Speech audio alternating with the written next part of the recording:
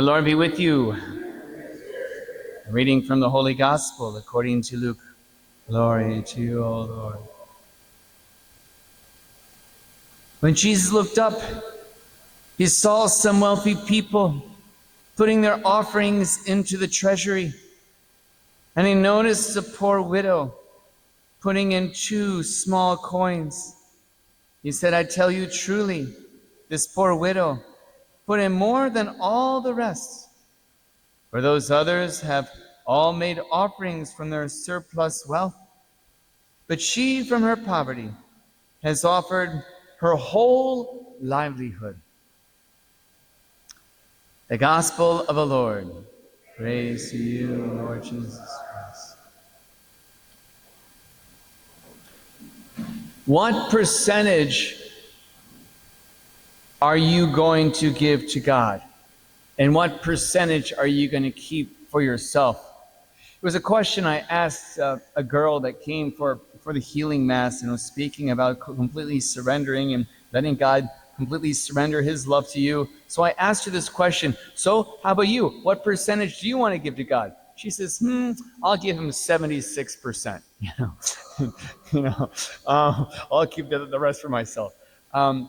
And that's what the Lord's looking at. He's looking at what we're putting in the collection basket. And obviously the basket represents not just our finances, but our whole entire life. Are we giving him just a percentage or everything? Well, we see in this case, God's not looking at the amount you put in, but the percentage you put in. Certainly, we are responsible for the domestic church, which is our family. We're responsible for the poor. And so there's other ways, and of course, the works of justice, taking care of our own health. So we have lots of responsibilities. And certainly one is our first tithe. Tithing means the first 10%, your first fruits to God.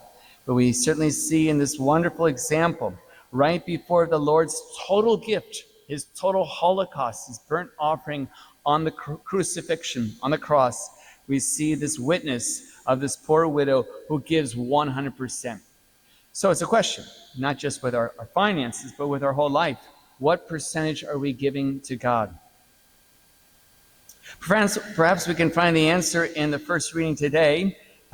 My mom loved this reading because she was trying to convince me to eat vegetables. So she told me this story. So here's the story of Daniel, Azariah, Hananiah, and Mishael that were wise and set apart among the Jews to join the king's court and eat the king's food and wine, juicy, rich food and choice wines. Instead, they insist on eating and not defiling themselves with such food, but eating vegetables and water. And says, put us to the test and see if after so long, who will be stronger? And soon enough, they put them to the test and just gave these 4 men vegetables and water. And at the end of the test, they were stronger and more fit. And so, my mom tried to prove me. You see, you need to eat your vegetables. So it was a question I'd ask myself too, is what really brings me happiness? The immediate pleasure of chocolate and a candy, or vegetables? Well, chocolate, candy give me the pleasure. That's happiness. But in the long run, it would make me feel lousy inside and also bother my conscience because I know my mom didn't want me to eat so much sweets.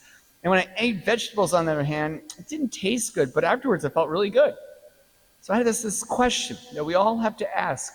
Are we looking for happiness in the moment or in the long run? Trying to satisfy ourselves right now or forever? So what are we going to sacrifice? The moment or the long run? And so the more I matured, I realized, don't just live for the moment, live forever. Live in the long run. In the long run, what's best for you? And so my mom won, and I've been eating vegetables ever since. What makes you happy? And so we see that true happiness is not pleasure. And the opposite, what's the opposite of happiness? They'll say, well, suffering. But that's not true. True happiness is to be with God. And the opposite of happiness is sin. God's always with us, but when we sin, when we choose to sin, we choose not to be with God. I mean, God's always shining his light, but we choose the darkness.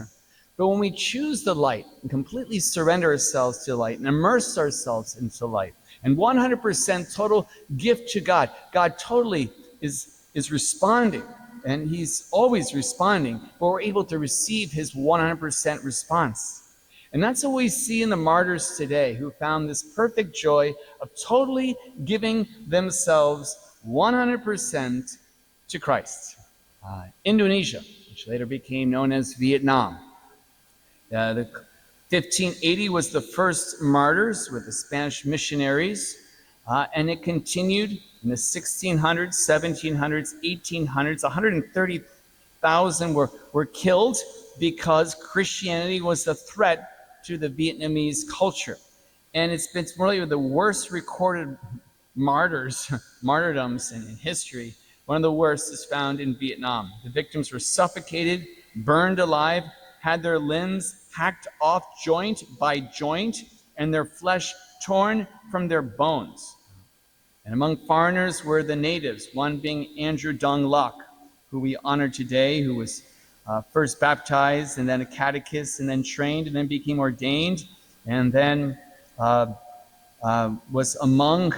He was arrested 2 times and kept teaching and preaching and practicing the sacraments, and churches were being destroyed. Christianity was forbidden, and the 3rd time he was beheaded. One of his fellow companions was St. Paul Labao Tin, who was also one of the 117 martyrs, and this is what he writes.